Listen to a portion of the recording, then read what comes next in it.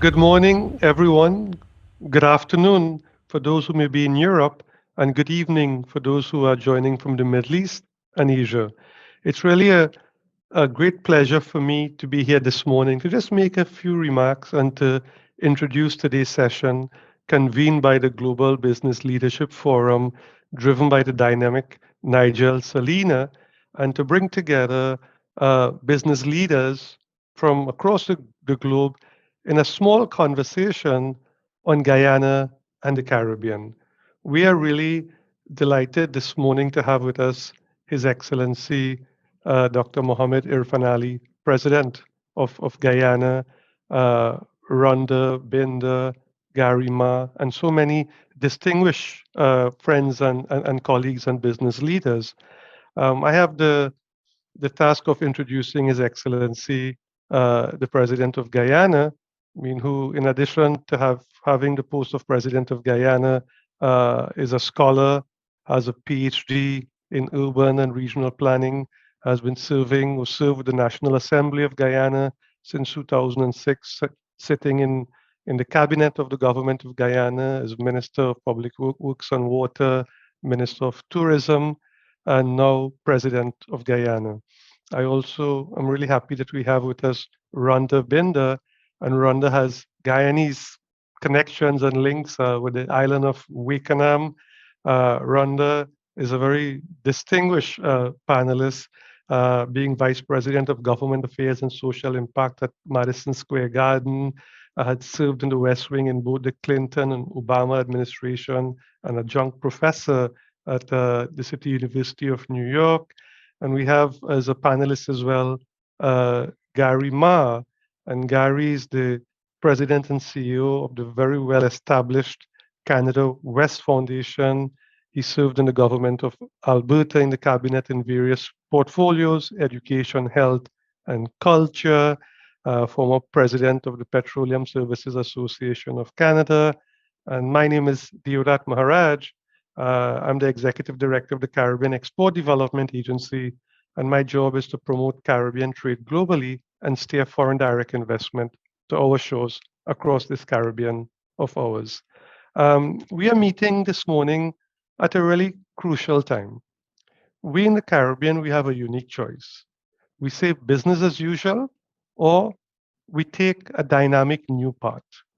In the Caribbean, as we all know, I mean, we are already the most food insecure region on the planet, the most climate vulnerable region on the planet, together with the Pacific, the most highly indebted region on the planet. But do we accept that choice going forward, or do we learn from the lessons of the COVID 19 pandemic and have a focus on our recovery and building resilience? But how do we do that in this Caribbean of ours? I think we can do that with business playing an important and central leadership role to create jobs and opportunity for our people across the Caribbean. Since our independence, the state has played a really, maybe perhaps too important role or too prominent role in driving the economy and being an economic actor instead of being an enabler for business to create jobs and opportunity for our people. I think that model in the immediate post-independence period perhaps was valid, but now we need a new approach where business will play an important and central leadership role in creating jobs and opportunity for our people. At the same time, the Caribbean, Guyana, where I have served and I have lived in Guyana, I'm from Trinidad and Tobago, has like 83,000 square miles. A land of, I mean, magnificent resources. You can't get a warmer and more hospitable people anywhere in the world than in Guyana. But Guyana, when you look at the population, under 800,000, when you look at the Eastern Caribbean countries and jurisdictions with populations from 55,000 to 100,000, when you look at Trinidad and Tobago, on a global scale, quite a small country, 1.3 million people, Jamaica as well.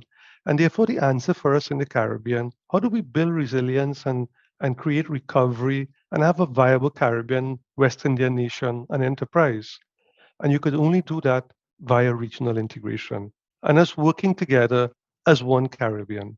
And that's why I'm delighted to be here this morning to participate in this conversation with Rhonda, Gary, and His Excellency Dr. Mohamed Irfaan Ali.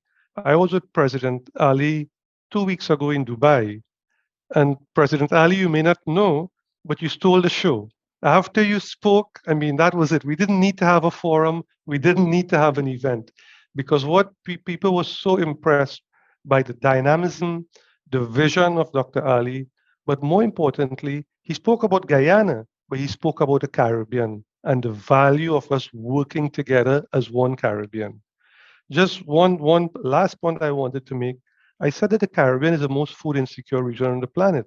And one reason I'm delighted that His Excellency Dr. Ali is here with us is because Guyana leads the region and President Ali leads the region in the agriculture sector. And there's this goal in the Caribbean as the most food insecure region on the planet called 25 and 5, essentially to reduce food imports by 25% in 5 years. And Dr. Ali has been leading the charge in this particular area. Guyana, as many know now, I mean, it's at the very center of the Caribbean. Given the massive amounts of oil and gas in Guyana, the vision of the government of Guyana has really taken center stage and has also taken a really important leadership role in our region. So, in this conversation that we're going to have today, moderated by Rhonda and Gary, we're going to talk about a range of issues. And myself, Deodat Maharaj, I'm going to just sit and listen to the wisdom of Dr. Ali and to hear his vision for Guyana and this Caribbean of ours. So over to you, Rhonda and Gary. Thank you very much. We're going to cover a few areas ranging from global issues, domestic, food insecurity, and more. And I'd like to kick it off to Gary to begin the conversation. Thank you so much, President, for joining us today. Very much.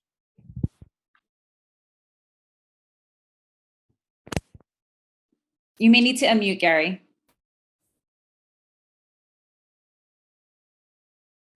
Excellency, I am delighted to have you join us today, and it's a great honor.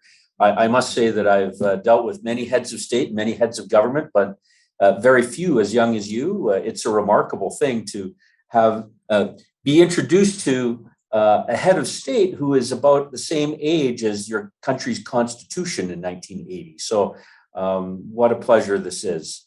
Look, I think Deodat's done a great job of laying down the groundwork or the table setting for some of the questions that we've got to ask you. And of course, in Canada, we're one of your biggest trade export destinations. So Guyana is well known to Canadians, and in particular, because of the oil and gas discoveries in Guyana that happened in 2015 and the tremendous growth of the GDP of the country as a consequence of that. Canada certainly has lots to offer in terms of lessons on how you develop your oil and gas industry. But I've noted since your presidency, there has been a marked change in the leadership on how to deal with oil and gas and how to deal with the economic growth and how you create jobs. And maybe just as a broad question, let's start by asking, what your plans are. Give us some background on how you see it. Give us some thoughts on what your strategies are and what your plans are to advance your country to being a significant contributor to the energy business in the world. Thank you very much. First of all, thank you for your very kind words. But you've really given me, in cricketing terms, a very slow bouncer. And if I'm to hit that ball, it's going to go very, very far. So I can spend the rest of the time you have here addressing this issue. But we have a lot of colleagues on the line, and perhaps context is very important when we address some of these questions. If we look at Guyana today, many people are drawn to Guyana because of oil and gas. For me, oil and gas is just a catalyst to do the many things Guyana could have done decades ago. What we need to understand is what prevented us from achieving the targets that we should have achieved many, many decades ago? What were the circumstances that really barred us from being this great nation? Because when I tell you some of the advantages we have from a competitive perspective, you will understand the context from where I'm coming. And then I would want to situate oil and gas and the resources that comes from oil and gas into that context. So you will understand where this new Guyana, or how the new Guyana will emerge and what will constitute the new Guyana. First of all, if we go pre-oil, Guyana existed pre-oil. And I had to say this to a few international journalists a few months ago. They asked me a few questions about oil and gas, and why we're not pursuing the other areas. And I asked a very simple question: why weren't the international journalists pursuing Guyana? The very things that you're asking about, we had 50 years ago, 60 years ago. It never interested you. What interested you was oil and gas, and you came here because of that interest. And by the way, you find that we have all of this competitive advantage, and suddenly you become these journalists become the experts on all the other things we have. But if we never had oil and gas, you would have never seen their interest in Guyana or any other small developing states. The international media only go to small developing states when there is a disaster.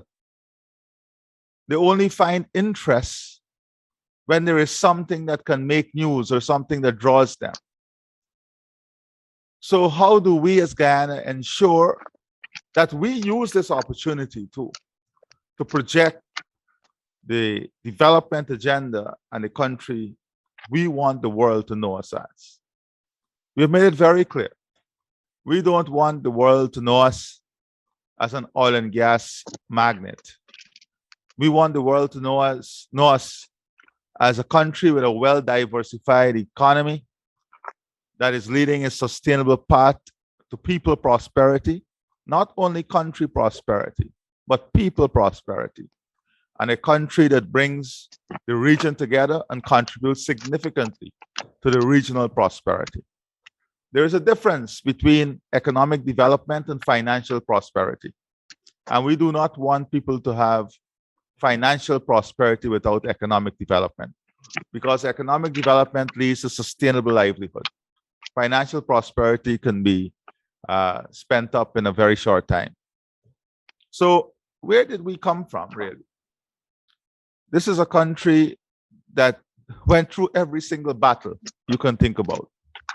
A country that had to overcome a long period of dictatorship. A country that used 98 cents on every dollar to repay foreign debt, reducing it to 2 cents on every revenue without oil. A country that battled through a period when a housing loan was 46%, commercial loan was 42%, brought that down, brought housing loan, low-income interest loan to less than 4%, all pre-oil. This is a country that restored democracy in 1992, a country that understands critically the importance of democracy, understands fundamentally the importance of good governance, and a country that embarked on a pathway after 1992 of what you can term people-centered development, focusing heavily on rebuilding educational institutions, health institutions. We came from a situation where less than 50% of our population was actually in secondary education. We brought that to more than 90% pre-oil. This is a type of development and a type of framework that we came out of pre-1992, pre-oil. But despite all of this, this is a country that took its global responsibility very seriously. We adopted very, very early a low carbon development strategy framework to national development. And in that framework, the low carbon development strategy framework, we identified some key issues. Because since then, perhaps one of the few countries in the world, we understood that you cannot champion climate change or environmental issues without championing the issues of livelihood. You cannot champion it without understanding fundamentally how the strategy would impact the economic prosperity of people. So built in our low carbon development strategy were issues of livelihood options, were issues of environmental sustainability, community development, empowerment of women, empowerment of youth. These were all issues that were brought in and part of the low carbon development strategy. So that, of course, led to us having one of the largest per capita carbon trading arrangement with the Kingdom of Norway. Among the first countries in the world, small Guyana. But the sexiness of the issue was not there at that time. So the international media did not splash that on their headline. But you will see a big splash on the headline that, oh, this small country, you know, will produce 1.2 billion barrels of oil in 3 years, and there are people who don't know how to spend the money. They have no brain. They need all the experts in the world to come and help them. That is how small developing countries are treated. That is how the media treats small developing countries sometimes. But I am giving you the context through which a country developed with its human resources. One of the most powerful tools Guyana has had in its history is its people. People who are brilliant, people who understand issues, and people who are able not only to help Guyana, but to go all over the world and shine. Rhonda came from an island very close to the island I'm from, Wakenham. And look at what she is doing. So we were able to produce human resources that not only supported Guyana and supported our development, but supported global development. And we have to start from that. We have to start from understanding the country and understanding what we came through and understanding the type of human resource capacity that we have. Having said that, though, there were always issues as to why we did not develop and become the breadbasket of the Caribbean, a natural market for us. We have the best of freshwater resources. We have the best arable lands. We have huge acreage for agriculture. But what were the issues? What were the fundamental issues? And I'm happy Deodat is here on the line. To begin with, CARICOM still, although we are moving towards a single economy, we still have restrictive treatment for each other on our produce. Trade barriers are still there in a major way.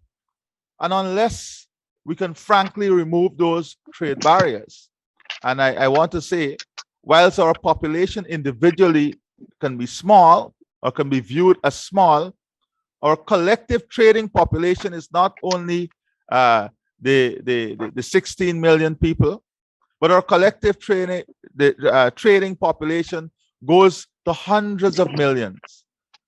Our tourists alone coming into the region is 32 million people. All of them have to eat. That is why food and agriculture is so important and an important trading commodity for the region. So we had these trading barriers. We still have a lot of them, but we're seeing a greater push these days to remove those barriers. And then we have the cost of energy, perhaps the highest in the region and among the highest in the world. Another inhibitive factor for the development of agro-processing, the development of industries, manufacturing, packaging. And then to top it off, we had severe lack of infrastructure. I explained to you earlier where the country came from. A lot of the resources in 1992 had to go on improving education and healthcare, basic services, not even primary healthcare, pre-primary healthcare. That is where we had to start from. Today, we are talking about specialized care. So infrastructure was lacking. Farm to market access roads, drainage and irrigation services. that are critical to support agriculture, for example. We have bauxite. We are one of the first countries with bauxite. And and let me just go through some of what we have so you'll have an understanding as to what I'm talking about. And you will have a truer picture as to the potential of the country and how we can address this potential. Now, I have many papers. I promise you I'll not go through much of these papers. Otherwise, we'll be here for a very long time. So let us take a few sectors and see what is it that Guyana has to offer. Now, let us start with our ecosystem. Guyana presents 18.3 million hectares of standing forests, covering 87% of our land area. That alone can be many, many headlines every single day in international news. Our standing forest is the size of England. Our standing forest is the size of England. Imagine the potential of this. The forest stores 19.5 gigatons of carbon, conservatively worth 195 billion United States dollars. So if the world is to work fair in a fair manner, then forget about oil and gas. Our standing forest, if we are to be compensated for it and the global service it provides, stand at 195 billion United States dollars. That is the value from a carbon perspective. That is just a carbon perspective. Now, what is the worth of our forests in terms of its value in wood? We are talking about 500 billion US dollars. That is the worth of our forests. So we have been responsible. We have been responsible to the extent that we have one of the world's best monitoring, reporting, and verification system for our forests. Our deforestation rate is less than 0.05%. That is our deforestation rate, less than 0.05%. We harvest only 400,000 cubic meters of wood. That is what we harvest. Only 400,000 cubic meters. Not even close to 50% of our annual allowance. That is the level of responsibility we have exercised. If you look at mining, 36% of Guyana, or which is 76,600 square kilometers, comprised of what we call the highly mineralized crust, the greenstone belt. Gold mining is still at the artisanal level. We don't have the major big mining corporations that can do tunnel mining. And in a good year, our production is 500,000 ounces. The potential value of our gold reserves at the current rate is approximately 35 billion US dollars. That is the potential value of our gold reserves. Our bauxite reserves has a potential value of US $1 billion. Our quarry reserve, a value of US $1 billion. Our silica sand reserve, more than 1.5 billion tons, valued conservatively at about 37 billion Guyana dollars. Now, these are in aquaculture. If you look at aquaculture, our competitive advantage with the rest of South America is 2.15 times higher in aquaculture. 2.15 times higher when we talk about aquaculture. If you look at meat production, CARICOM alone imports US $40.8 million in beef per annum. 40.8 million US dollars in beef per annum. More than 48 million US dollars in mutton and mutton products. If we tap into 25% of that market to begin with, in Guyana, you'll say you're cooking on gas. I don't know what you say. It means that you will be doing well. So So these are just a few examples. I can go into every single sector. We have a trade agreement, not only with CARICOM, we have the economic partnership agreement that none of us in CARICOM has been able to capitalize on. But if we are able to deal with these issues in terms of enhancing our competitive advantage with energy, infrastructure, then we will be able to tap into that market. We have training arrangement with Colombia, Venezuela, Cuba, Costa Rica. These are all important areas. So another main issue that the region faces, and Guyana, is that of logistics. How do we move our goods and service around the region in a less costly manner and a more efficient manner? And that is an issue we are addressing right now. There lies tremendous opportunity. Airlift. We are on the South American continent. We have one of the most competitive areas in terms of development of a hub. And we're working aggressively on the development of a hub to support not only CARICOM, but also South America. So this is the context in which our development will take place. So then what will be our focus? And I want to address very narrowly 3 areas. That is one, and the most critical is people transformation. We cannot have national transformation if we do not have people transformation. Transformation not only from a theoretical perspective, transformation in the way we act, in the way we think, in the way we behave, in our culture in doing things, in our attitude to work. This is the type of transformation that I'm talking about. We are no longer playing in a small market. We are playing in a big market. We are playing in deep sea. You don't only have the small Bangameri now. You have the big sharks that you have to deal with. It requires a different scale of thinking. And this sometimes we don't understand. Small developing countries, we have to understand that it requires a different scale of thinking. And this is critical. So we have to prepare our people, the young people, to be ready for this different scale of thinking. And what we have been discussing in the UAE for Guyana is mind-blowing. We're not talking today only about preparing our young people for oil and gas sector. We want every single primary school student to have elementary basic training in coding, software development. By the time you get up to secondary school, you must be doing serious work on becoming specialists in software creation and development. That is the type of development that is transformative. That is the type of people-centered development that we are talking about.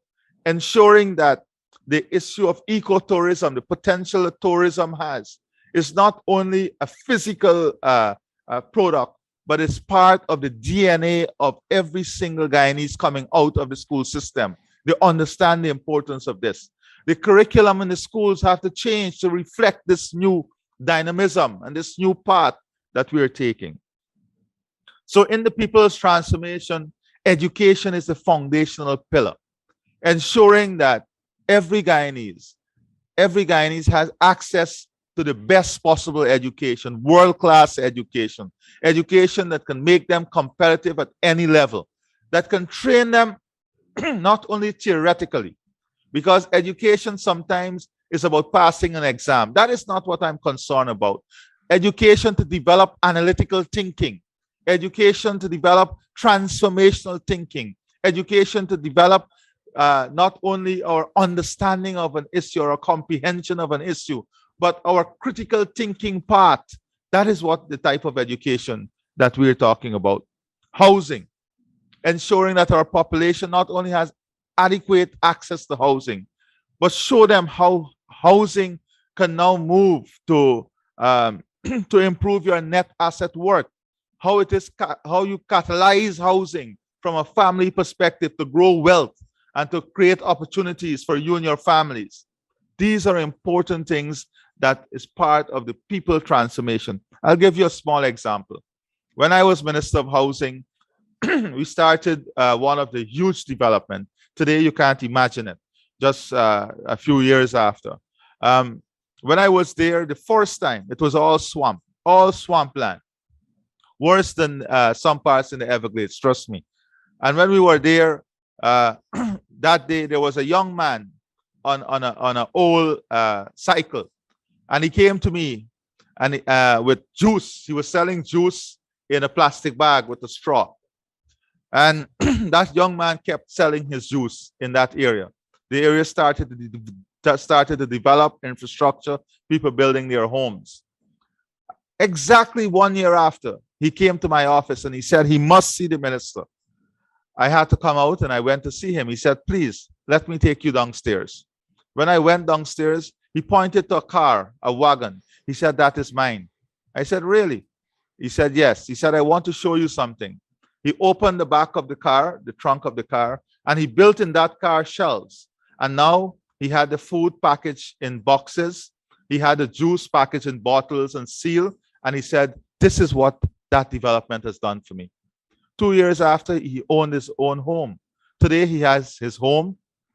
He has, I think, 5 or 6 taxis. But guess what? He still has his wagon that he goes to sell the juice and the food with to all these new areas that are developing. That is how transformational opportunities come if you make use of them. So it is about giving them the best possible health care. We must have a healthcare system that, first of all, give you the best primary health care that the world can provide. Our population must have access to this. And when I say population, I'm saying our population is by extension the population of CARICOM, because we see CARICOM as an important part of us. The best possible primary health care. And then support the private sector by giving them incentives to invest in the best available specialized care. And we're already doing that, removing corporate tax from healthcare, from educational services. And I'll come to that in a few seconds. Then empowerment, ensuring women and youths are fully empowered. I launched a new project called the Black Belly Sheep Project, building new farms to support the CARICOM 25 by 2025 food program, reducing the food import bill for mutton and mutton products. And I said 20% of those farms, at least 20%, must be owned by women, must be owned by women. We have just launched a new agricultural innovation program with young people. 60% of the persons on those programs are women, and 90% are university graduates in agriculture.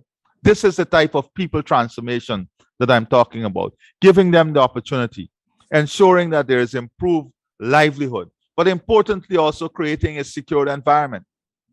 We have to invest in security in a major way, and we are going to do that with the use of technology. We are not talking to the second best or the third best. We are speaking to the best in the world in terms of security, the provision of security services using technology. And that is the direction in which we are going. Our economic transformation, I know I'm taking up all your panel time. That's a good way to shoot out any questions too. Yeah. So when we talk about economic transformation, we're talking about agriculture, climate and ecological services, energy sustainability. And this is why the gas to shore project is so important. The hydropower project is so important, because come 2024, we have to be able to cut our cost of energy by 50% in this country. That will then bring us as the most competitive country in terms of manufacturing, industrial development in this region. Not only are we talking about energy in Guyana, also, we are now talking about development of an energy corridor with Guyana, Suriname, northern Brazil. This is a major discussion that is going on. The development of an energy corridor, and Guyana being the center of that energy corridor. So energy sustainability is part of the economic transformation. Educational and health services as tradable service. So we want to build an education system and a healthcare system that earn us foreign currency, to bring in the best players, to give them all the opportunity, to give them all the incentive so that they can provide that service to South America, to CARICOM, all over the world. And it becomes a revenue earner for us, educational help. That is the goal. That is where we want to go. That is where we're aiming. Ecotourism and logistics hub, creating a logistics hub and investing in ecotourism. This is some of the things we're talking about in the future. Supporting agriculture by having at least a fertilizer plant that can take care of our indigenous needs, our local needs, from a farming perspective. We are going as far as this right now. We are now researching whether there is a variety of wheat that can be planted in Guyana. So we never again must we be in a situation that we are in now, to face these drastic increases in prices because what is happening in Ukraine. So what we are doing, we are already thinking ahead. We are working now with the research and scientific community to see whether there is a variety of wheat that we can use in Guyana to become self-sustainable in wheat. We are already talking to the Organization of Islamic Conference, who have done a lot of research on this, and the potential is just enormous. Ecotourism, we are a powerhouse in ecotourism, and we are going to ensure that we take our stake in ecotourism. We invest, and we're doing this in a very, very humble manner. We are, and I've said this to every single leader in government, we are going to lead with humility, but we must not underestimate our power. We are the best in ecotourism, and we now have to ensure we realize that by investing in it, getting our people ready, getting the infrastructure ready, getting the big companies to come in and be part of this, working on airlift, working and changing perception that is not necessarily real, but the world sometimes is driven in a mad place by perception that has no basis in truth or fundamental facts. Excellency, I'm reluctant to stop a batsman when he's in the middle of hitting a century or perhaps even double century. So, but I do want to note that we have some people that have put some questions in the chat box. I know Rhonda has some questions for you, and I'm conscious of the fact that, we only have a few minutes left of your valuable time. So may I suggest... You don't worry about the valuable time. That time will be extended for you. Oh. Well, may I take the opportunity to yield the floor to Rhonda, who I know has some questions. She'll take herself off mute, and she may have... And be careful of your question, because you'll have to give me the time. Yeah. Well, yes, I don't. If you're in the middle of a point, I would love for you to wrap up ecotourism is one of my favorite topics. Would you like to continue? Because I think some of the questions that we have, we can consolidate because you've covered some of them. And so, Mr. President, would you like to continue? No, I'll just take one more minute. So Thank you. I spoke about economic transformation. But I just want to speak about one other aspect of transformation, that is futuristic transformation. Not only building the economy for now, and the futuristic transformation will be driven on technology, robotics, energy corridor, and the regional food security. Those are important part of the futuristic transformation. So I think I've covered it, and I've given you 30 seconds extra. Thank you. Thank you. We have to thank you so much for your incredible leadership. I had the incredible opportunity of hearing you at UNGA this past year, and before joining this amazing group of business leaders, previously served as Deputy Bar President for Queens, where we boast having the second largest diaspora coming from Guyana. We compete year to year with Chinese Americans and Jamaican immigrants as well. But one of the things that we did, it was the first in the country, we created an immigrant welcome center in Queens, New York. So the question that I have for you is, how are you going to balance this influx of immigration coming into Guyana with the needs of the people? And, it's going to be a strain on, like you said, logistics and infrastructure. So where can you strike that balance, and what are some of the specific programs that you have in place to help deal with this incredible growth that is a blessing, but can also be a challenge? Thank you very much. So let me start by saying we have the reverse of the problem. I see you have Joel here on the line, a writer here who is very in tune with what happens. And he will tell you, if you look at the normal economic model, we are really defying that model. The normal structure of growth is agriculture, then you move up to manufacturing, industrial revolution, and then you go into services. We're really distorting that, that normalized structure in Guyana because there's tremendous changes from the services side now. Because as you will expect, the services industry is growing rapidly, and that is buttressed with the construction sector. So what is happening now is that we are finding ourselves in a net loss position when we talk about labor and about human resources. So right now we have the reverse of what you're asking, Rhonda. We need people badly, and we need them now. And with the type of infrastructure that we're investing in, the type of healthcare service we're investing, the type of educational services that we're investing in, guess what? Those services, when they're fully built out in 5 years to 10 years, will require people to consume the service. So we have to work on a massive agenda now to drive this population up and drive it up rapidly. So not only to encourage members of the diaspora to come back quickly, but also to work out a strategy as to how we will deal with labor. I had a meeting on Friday with the contractors, and they're all behind schedule now because they can't find labor.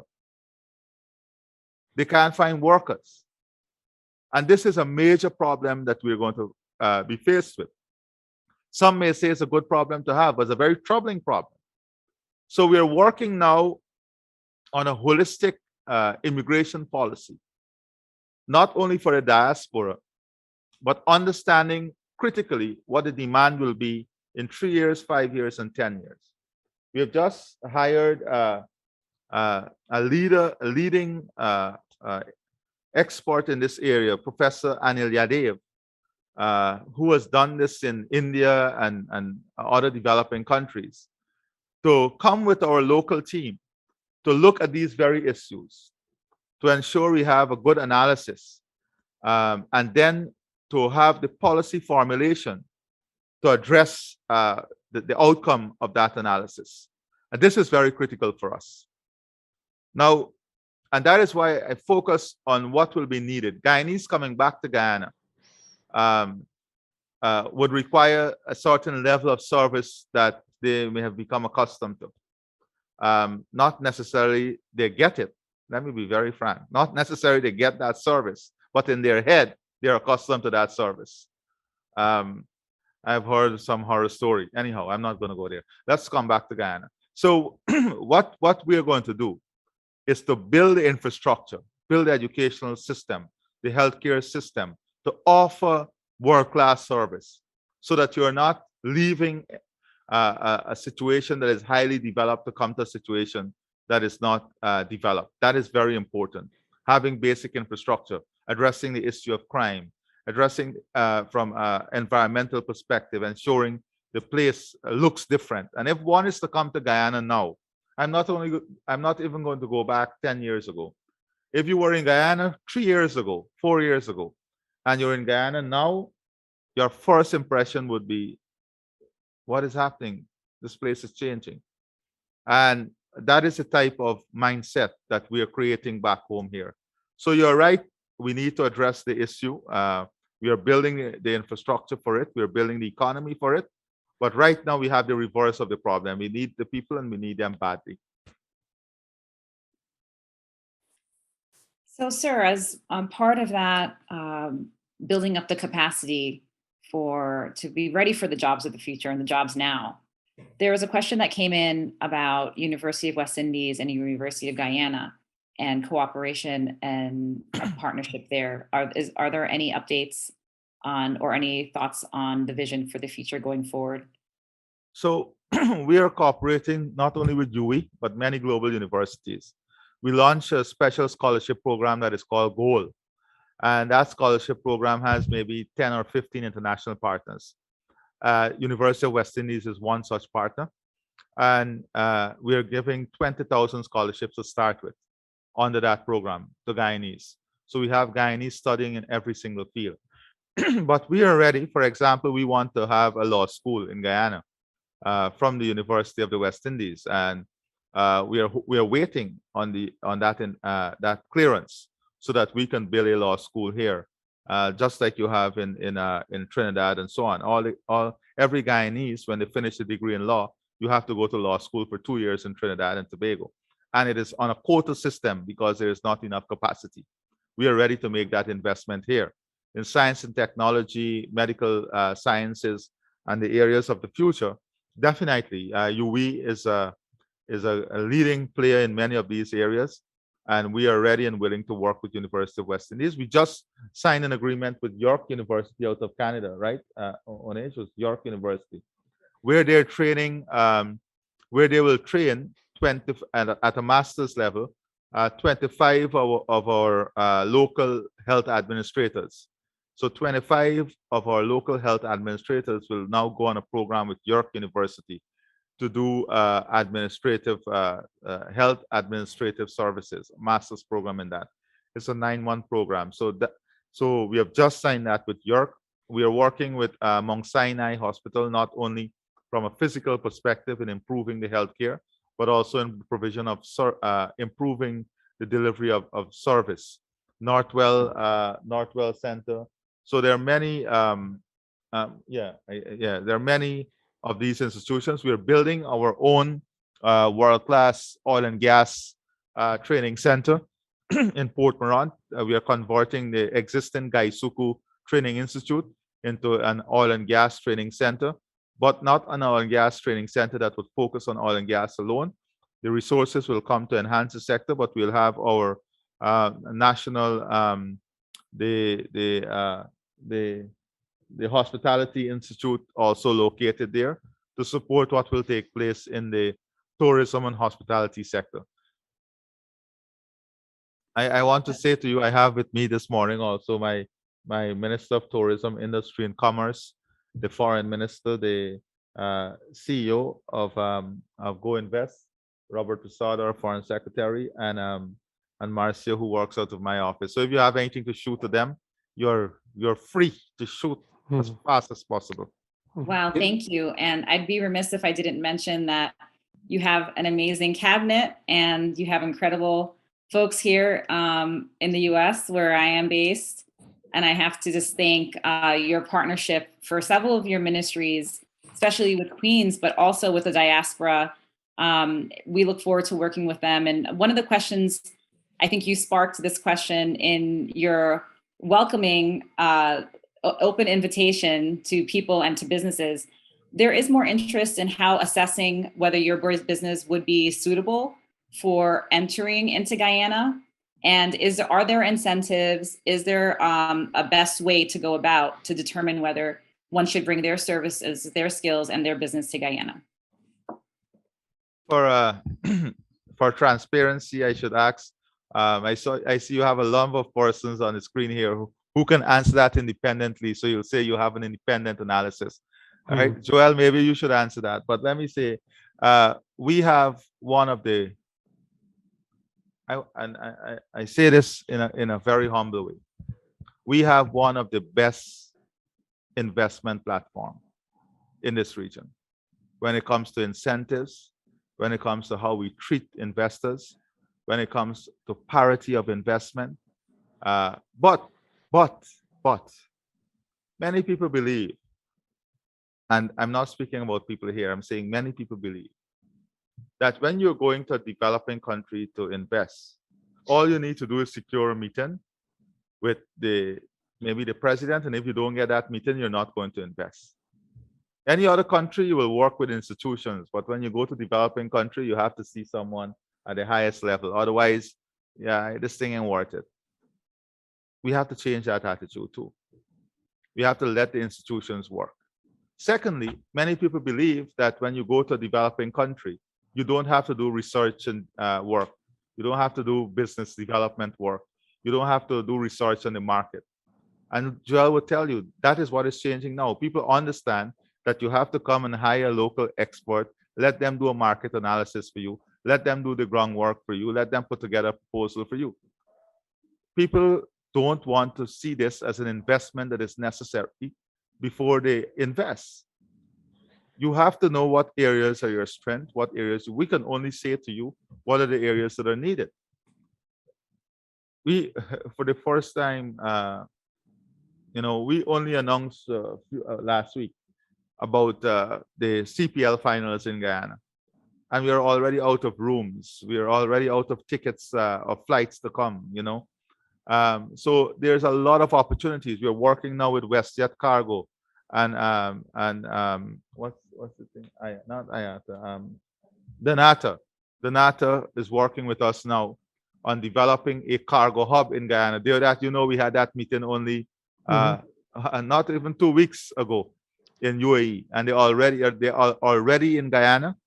Wow. They've already made an investment decision, and they're already on the path of signing up a lease to get their land, and they're already on the path of developing a Donata cargo hub for Guyana with WestJet Cargo. So imagine 2 weeks from then to now, and look at what took place. This is the speed at which we are moving. The speed at which opportunities are coming and going is also enormous in the country right now. There is tremendous energy in the economy, and if you're not proactive, then you will not, you'll not be able to, in a strong way, go after the opportunities.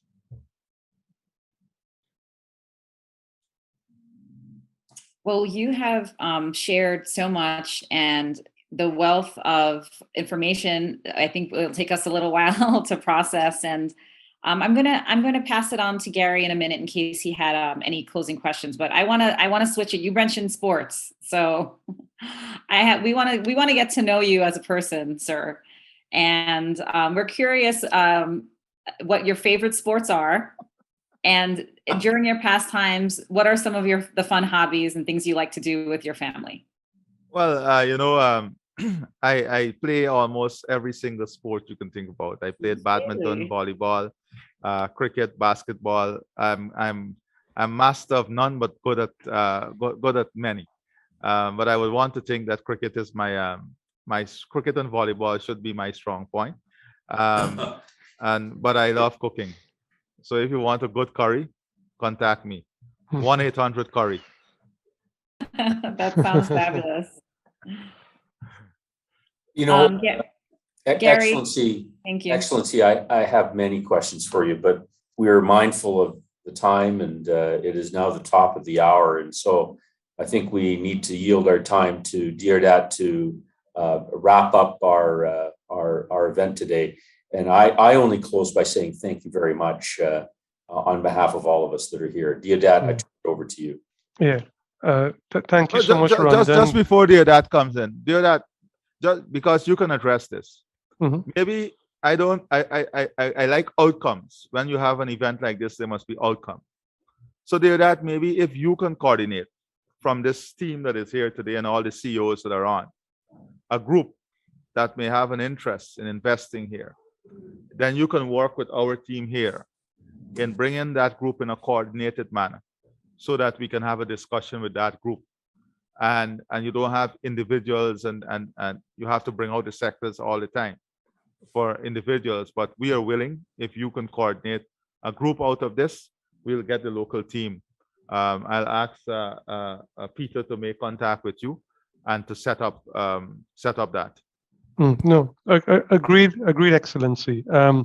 But you said that you have some additional time, but without asking any questions, is there any message you want to convey, Excellency?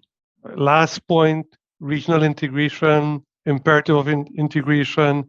You're leading on the agricultural sector. You spoke about agricultural transformation on the regional side, because what we recognize that I think there's an African saying, if you want to go fast, right, you go alone. But if you want to go far, you go together, right? On any last comment on regional integration, Excellency? Exactly. Regional integration is a fundamental principle under which our national development is built. Everything we are doing is being part of this CARICOM region, and we believe strongly in the region. We believe strongly that the region has enormous potential in its market alone, and we are willing to provide a platform through which investors can realize the potential of this region. So, for example, we are hosting in May, on May the 19th to the 21st. And if you can come, I will really ask you to come. The Regional Agri Investment Forum and Expo, in which we are bringing in financial institutions, global institutions, technological institutions, and the entire region will be here in Guyana to discuss the opportunities that reside in CARICOM, in all of CARICOM, in terms of agriculture and food production. And you will have the decision makers here so that we can work on this integrated plan for food security and achieving the 25 by 2025 in the region itself. We're also working aggressively, and Prime Minister Motley, Prime Minister Motley is leading from a CSME perspective. We both spoke in the UAE to potential investors about a regional sea bridge that is having a regional freight carrier to move freight easier around the region, the movement of fresh produce around the region. These are key regional issues that we are part of, and we are trying to bring potential solutions. Let me go on to say, we are launching some innovative projects. So we have something we call the Coalition of the Willing. That is, who are ready to move now, let us move, and who still need some time, to give them that time. So in Barbados, before the end of May, we will launch the first Guyana-Barbados food terminal, Guyana-Barbados gold market, Guyana-Barbados black belly sheep project. We are working with the Prime Minister of Antigua on similar initiative. I've spoken to the Prime Minister of St. Lucia, Dominica. So Prime Minister Holness, we are all speaking. So there's tremendous opportunities. And on May the 19th to 21st, if you can make it, it's important. The region cannot grow unless all of us are committed to what we call the regional development agenda. And that is what we are trying to create. A regional development agenda that is time-bound. You have, and people not only time-bound, but people assess you based on that agenda, based on those targets. Sometimes institutions become too wordy, and all you have is a lot of meetings and talking, but very limited action. We want to change that, to develop an actionable timetable. Thank you so much, Excellency. I think that, the participants they expected a lot, right? And I think, as I know, you would exceed all expectations. Has been really an outstanding engagement with you, Excellency. I think that we are all very impressed and what we recognize in this Caribbean of ours, Guyana, all the countries individually as well, is that we have a choice really, whether we want to continue to do transactions and business as usual, or we want to advance a truly transformational agenda. And that's what I like about what you're saying. We have to look beyond business as usual, and we have to advance a transformational agenda for our people. And I think we all appreciated that, your emphasis, it's not about oil and gas, right? It's about using the time of plenty to invest in a future for our people. And therefore, using the rents from oil and gas to invest in education, in that futuristic transformation that you're talking about, is so critical. Some of the points that you make, with respect to the market size, and I like that very much, because it's not CARICOM alone, it's a greater Caribbean. When you look at CARIFORUM with the Dominican Republic, it's a market of 29.2 million people. I remember, Excellency, in the UAE, you gave examples of poultry production, and how much eggs you need in Guyana. And if you invest in Guyana, you have a captive market of 29.2 million people, plus the 32 million tourists who are stayover arrivals in the Caribbean. I remember as well, and Minister Todd knows this better than I do, that when we think about investing in the Caribbean, we are a beachhead with the EPA, with the European Union, to a lucrative market of 500 million people. Or when we add Cuba and Costa Rica, Colombia, Caribbean with Canada, the US, we're looking at a market of 1 billion people. And therefore, that compelling and cogent vision that you have, I mean, is absolutely fantastic. I like you also spoke a lot about agriculture, and as the most food insecure region on the planet, I think is very, very critical. But I think the underlying point, Excellency, is the emphasis on people and people development. It's not about money, right? It's about developing people so they can take care of themselves and their families in a manner befitting of the age that we are living in. And consequently, the emphasis on education, but not education and business as usual, but on robotics, on technology. That's the future. And creating a future for Guyanese and for Caribbean people that's beyond oil and gas, that's beyond tourism, and that represents a new economy. We are actually delighted to have this engagement with you, Excellency. We thank you. We thank Minister Singh. We thank my board member, Peter, who has been working quite hard. Thank Minister Todd and Marcy and all the colleagues. But we thank you in particular for taking this time to spend with us this morning. And we will follow up in terms of the outcome. My thinking, Excellency, is that perhaps we can have a small team come at the time of the agribusiness conference so colleagues can participate in the agribusiness conference as well as engage with Dr. Ramsarup and the team and others as required. So I will stop to ask if you have any last comment, and then I will close. Thank you. You know, we are a very diversified country and diverse country. I know you have a lot of Guyanese on the line here. Only last night I thought of an idea. You'll be the first to hear of the idea. Yeah. On this Friday, under the One Guyana initiative, we will launch sometime today, the National Day of Fasting. So fasting and prayers. So for the first time, we have Naurat, Lent, and Ramadan falling in the same week. So this Friday, we'll be encouraging all of Guyana to take part in a National Day of Fasting.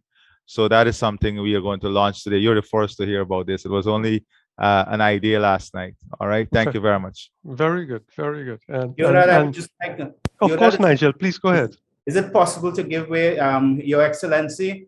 You inspired me for not only for the next week, but for the next month and probably for the next 5 years. What an inspiration you are. You know, I was privileged to host that event together with Goldman Sachs and Omelvili Myers, where you spoke. And I would say to you, Rhonda and I had dinner after, and for weeks after, I kept getting phone calls and messages on how much you inspired all those who attended. And this is a result, this meeting today is as a result of that. We have excellencies on the today on this chat on the program here, and I just want to acknowledge them. We also have some of the top agriculture experts. We have Dr. John Lewis, who led agriculture in the Clinton administration with his entire team, and I'm sure they are ready to get on a plane today to come down to Guyana after this. We also have experts in technology. We have the CEO of the #1 e-learning company in the world on the line here today. We have experts in all different areas. There's a young man here who is one of the top agriculture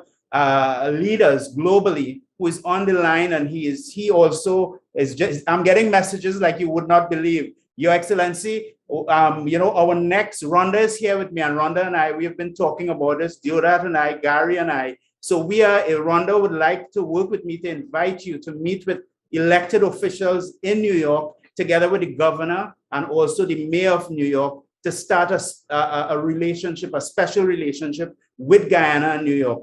In addition, we are in discussions with the president, the vice president of the United States, and other leaders to have a forum in Washington. So what I'm going to ask Your Excellency is if we could make coordinate. Robert has been fantastic. Robert Prasad in the last event we had, in this event, and if we could coordinate with a team from your office for those events in New York. We already have CEOs who have indicated that they are interested in doing a CEOs forum together with the elected officials. And in Washington, we have a number of leaders, a number of think tanks. Gary runs he's the president and CEO of one of the largest think tanks in Canada and oldest think tanks. So there's a lot for us to work on here. And I'm sorry, I was not supposed to come on this call. I said I would stay silent in the background managing, but I could not resist. Your Excellency, how inspiring. You are true inspiration,